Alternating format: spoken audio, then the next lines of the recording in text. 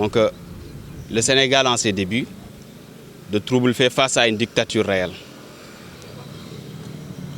Cette dictature s'appuie sur un argumentaire fallacieux, captieux à la limite insidieux, pour légitimer leurs sales besognes et leur incapacité à diriger le pays. À travers ce problème, il faut dire que le président Macky Sall vient de montrer à tout le peuple sénégalais son incapacité et ses limites à porter le titre de père de la nation. Au moment où des jeunes meurent, il se terre au palais et il ne daigne de donner aucune orientation à tout le peuple qui est derrière lui et qui lui a donné confiance en 2012. Une nation pacifiste, patriotique, solidaire, travailleuse et fraternelle, qui s'est transformée sous son mandat en une nation frustrée, persécutée, meurtrie par des complots et une gestion gabégique des ressources.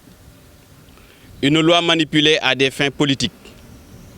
Et face à ce stratège diabolique qui est le président Macky Sall, le peuple sénégalais, qui est heureusement conscient des enjeux, a manifesté son ras-le-bol, à sa manière bien sûr. Le président Ousmane Sonko a été victime très clairement d'un complot.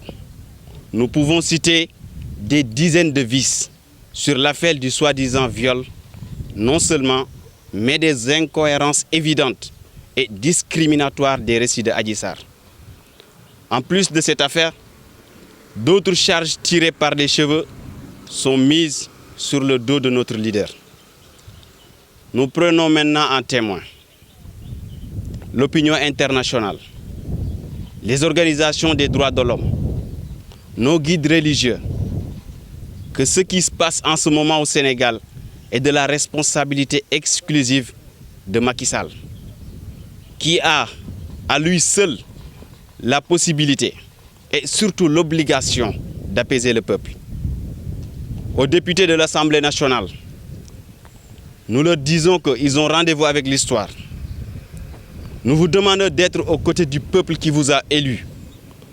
Le peuple qui a eu confiance en vous dressant contre la levée de l'immunité, encore une fois, je dis bien encore une fois, du député Ousmane Sonko, afin de maintenir la stabilité du pays. Le pire dans cette affaire reste le silence, comme je l'ai dit tout à l'heure, très explicite de Macky Sall. Ce silence explicite dans un sens où la stabilité du pays lui importe peu.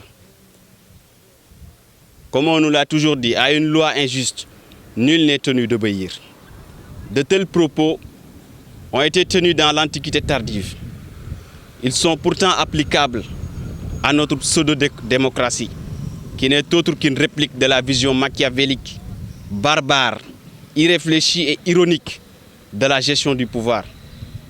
À ce jour, le souhait de discréditer politiquement Ousmane Sonko est flagrant. Après avoir essayé d'entacher financièrement la personne de Ousmane Sonko, la seconde phase consiste maintenant à ternir sa réputation par des histoires de mœurs à dormir debout. Et enfin, si ce dernier reste sur pied, la dernière étape reste la liquidation, comme ils savent si bien le faire. Toutefois, nous lançons un appel encore une fois à la communauté internationale que le président Ousmane Sonko fait face à une machination sans précédent.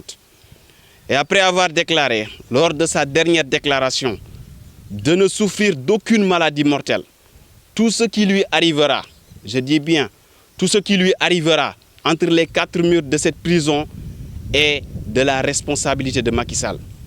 La résistance qui devient impérative peut se présenter sous deux formes: la violence ou la désobéissance civile. Le choix de l'un ou de l'autre dépend de vous, Macky Sall. J'espère que vous aimez ce pays qui vous a nourri, qui vous a éduqué et qui vous a fait confiance en 2012.